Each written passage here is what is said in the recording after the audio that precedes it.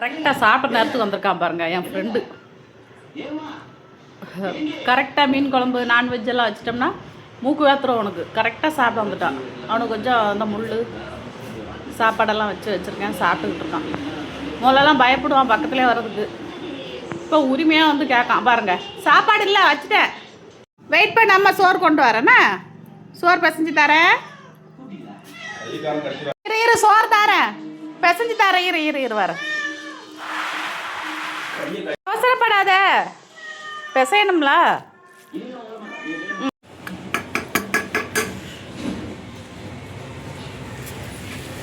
முதல்ல வர்றதுக்கு பயப்படுவேன், இப்போ பயமே இல்லை.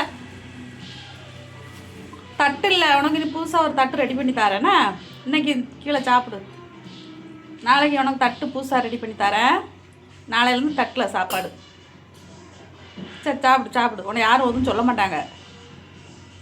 யோசனை பண்ணி திங்காம பாருங்க. அவனுக்கு மீன் பீஸு சிக்கன் பீஸு இருந்தால் தான் சாப்பாடே இறங்கும்.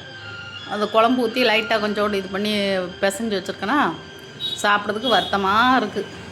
முக்கிய முணங்கி சாப்பிட்டுதான்.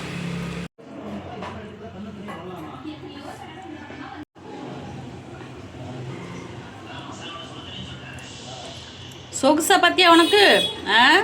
சாப்பாடு வச்சா சாப்பிட மாட்டேக்கு, அதுக்கு பீஸு அது இதுன்னு வச்சாதான் நான்வெஜ்ஜு உனக்கும் கேட்குது, உன் வாய்க்கு நான்வெஜ்ஜும் கேட்குது.